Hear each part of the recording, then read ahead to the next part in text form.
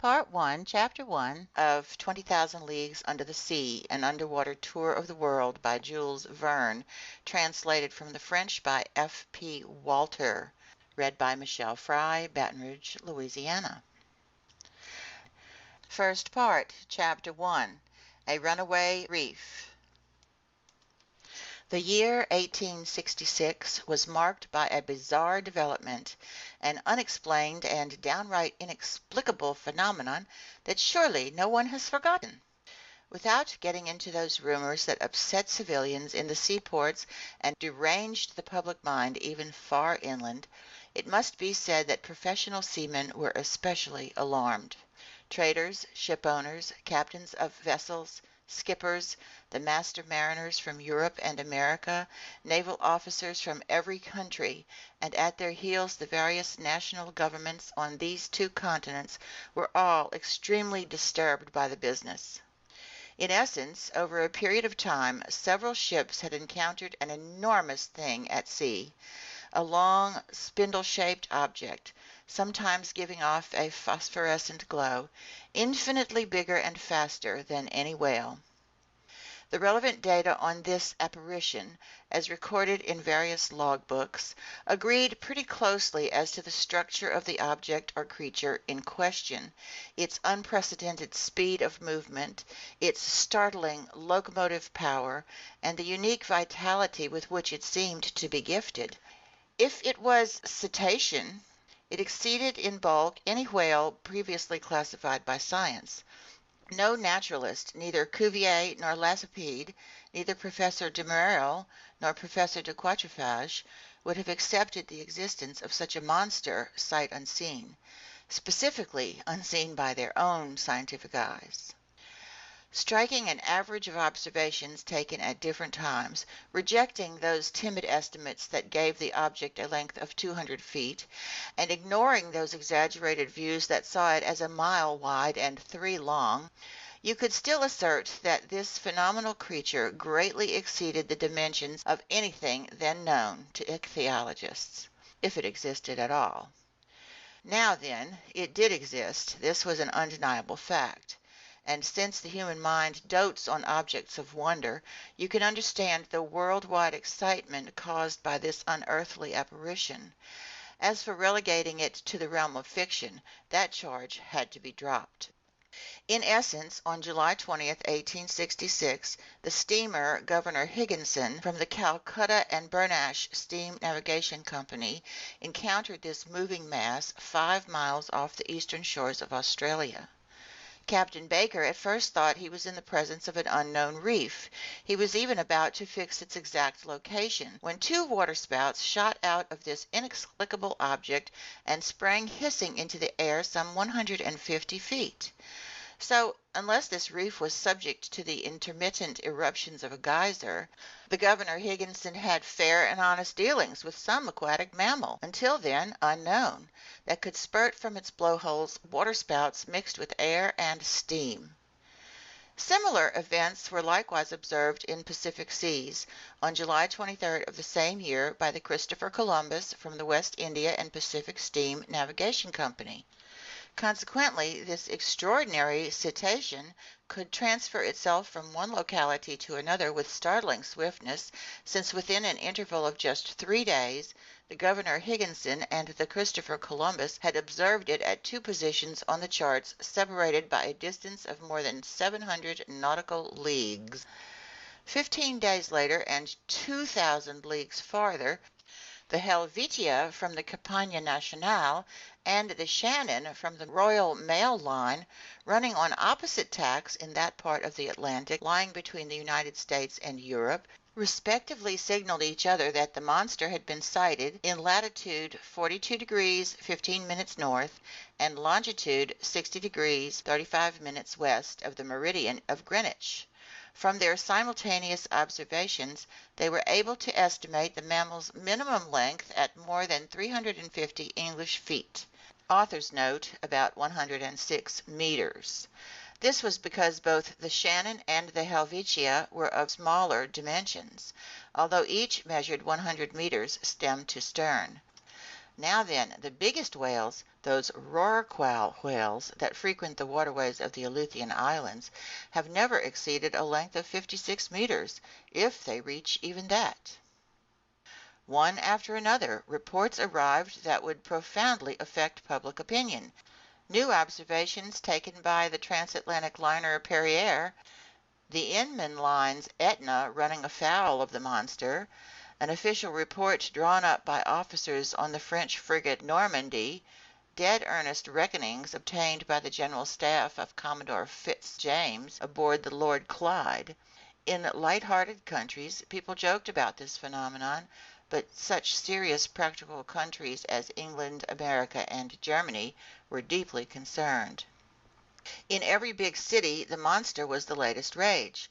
They sang about it in the coffee houses. They ridiculed it in the newspapers. They dramatized it in the theaters. The tabloids found it a fine opportunity for hatching all sorts of hoaxes.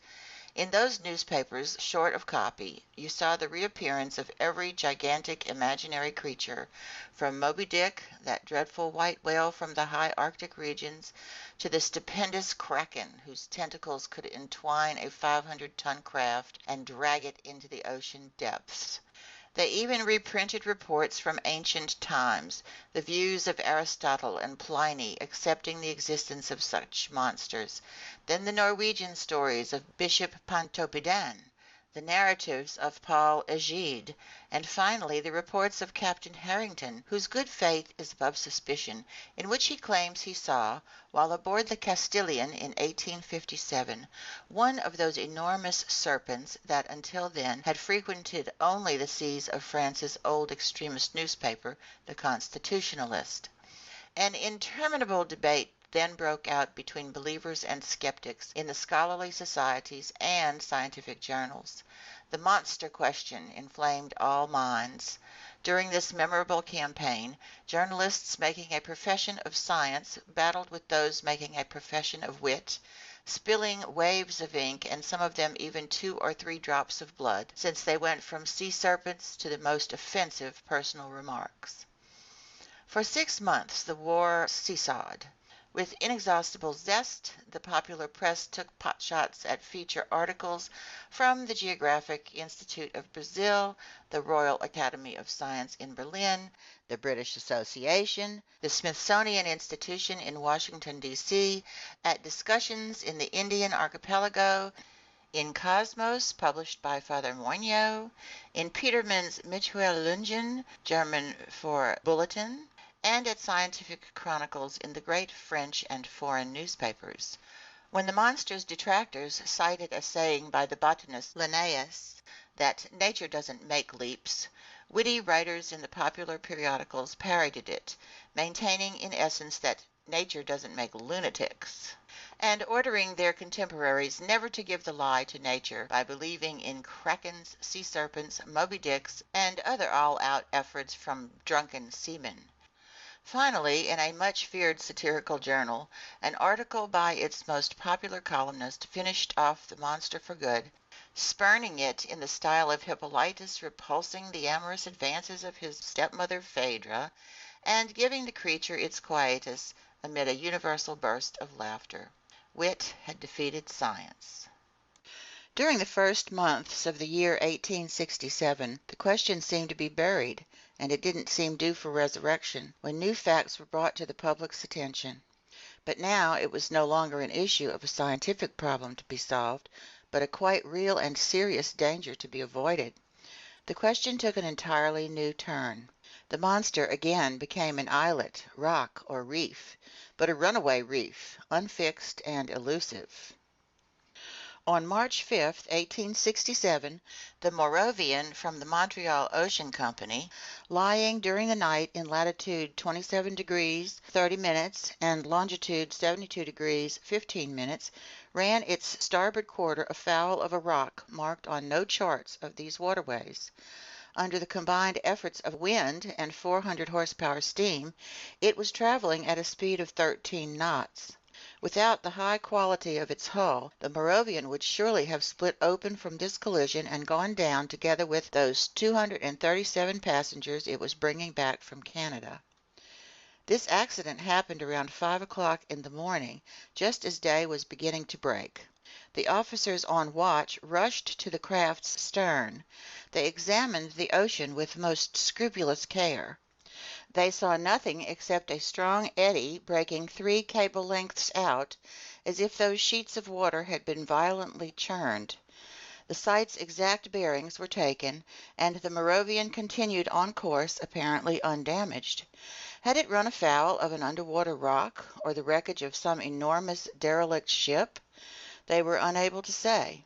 But when they examined its undersides in the service yard, they discovered that part of its keel had been smashed. This occurrence, extremely serious in itself, might perhaps have been forgotten like so many others, if 3 weeks later it hadn't been reenacted under identical conditions. Only, thanks to the nationality of the ship victimized by this new ramming, and thanks to the reputation of the company to which this ship belonged, the event caused an immense uproar. No one is unaware of the name of that famous English shipowner, Cunard. In 1840 this shrewd industrialist founded a postal service between Liverpool and Halifax, featuring 3 wooden ships with 400 horsepower paddle wheels and a burden of 1,162 metric tons. 8 years later, the company's assets were increased by 4 650 horsepower ships at 1,820 metric tons, and in 2 more years by 2 other vessels of still greater power and tonnage. In 1853, the Cunard Company, whose mail-carrying charter had just been renewed, successively added to its assets the Arabia, the Persia, the China, the Scotia, the Java, and the Russia, all ships of top speed, and after the Great Eastern, the biggest ever to plow the seas. So in 1867 this company owned 12 ships, 8 with paddle wheels and 4 with propellers. If I give these highly condensed details, it is so everyone can fully understand the importance of this maritime transportation company, known the world over for its shrewd management. No transoceanic navigational undertaking has been conducted with more ability, no business dealings have been crowned with greater success. In 26 years, Cunard ships have made 2,000 Atlantic crossings without so much as a voyage canceled, a delay recorded, a man, a craft, or even a letter lost. Accordingly, despite strong competition from France, passengers still choose the Cunard line in preference to all others, as can be seen in a recent survey of official documents. Given this, no one will be astonished at the uproar provoked by this accident involving one of its finest steamers. On April 13, 1867, with a smooth sea and moderate breeze, the Scotia lay in longitude 15 degrees 12 minutes and latitude 45 degrees 37 minutes. It was traveling at a speed of 13.43 knots under the thrust of its 1,000 horsepower engines. Its paddle wheels were churning the sea with perfect steadiness. It was then drawing 6.7 meters of water and displacing 6,624 cubic meters. At 4:17 in the afternoon, during a high tea for passengers gathered in the main lounge, a collision occurred, scarcely noticeable on the whole, affecting the Scotia's hull in that quarter a little astern of its port paddle wheel. The Scotia hadn't run afoul of something, it had been fouled, and by a cutting or perforating instrument rather than a blunt one. This encounter seemed so minor that nobody on board would have been disturbed by it had it not been for the shouts of crewmen in the hold, who climbed on deck yelling, "We're sinking! We're sinking!" At first the passengers were quite frightened, but Captain Anderson hastened to reassure them. In fact, there could be no immediate danger. Divided into 7 compartments by watertight bulkheads, the Scotia could brave any leak with impunity. Captain Anderson immediately made his way into the hold. He discovered that the 5th compartment had been invaded by the sea, and the speed of this invasion proved that the leak was considerable. Fortunately, this compartment didn't contain the boilers, because their furnaces would have been abruptly extinguished. Captain Anderson called an immediate halt, and one of his sailors dived down to assess the damage. Within moments they had located a hole 2 meters in width on the steamer's underside. Such a leak could not be patched, and with its paddle wheels half swamped, the Scotia had no choice but to continue its voyage.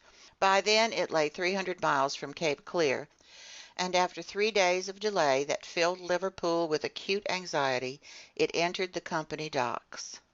The engineers then proceeded to inspect the Scotia, which had been put in dry dock. They couldn't believe their eyes. 2.5 meters below its waterline there gaped a symmetrical gash in the shape of an isosceles triangle. This breach in the sheet iron was so perfectly formed, no punch could have done a cleaner job of it. Consequently, it must have been produced by a perforating tool of uncommon toughness. Plus, after being launched with prodigious power and then piercing 4 centimeters of sheet iron, this tool had needed to withdraw itself by a backward motion truly inexplicable. This was the last straw, and it resulted in arousing public passions all over again. Indeed, from this moment on, any maritime casualty without an established cause was charged to the monster's account. This outrageous animal had to shoulder responsibility for all derelict vessels, whose numbers are unfortunately considerable, since out of those 3,000 ships whose losses are recorded annually at the Marine Insurance Bureau, the figure for steam or sailing ships supposedly lost with all hands, in the absence of any news, amounts to at least 200. Now then, justly or unjustly, it was the monster who stood accused of their disappearance, and since, thanks to it, travel between the various continents had become more and more dangerous, the public spoke up and demanded straight out that at all cost the seas be purged of this fearsome cetacean. End of chapter 1.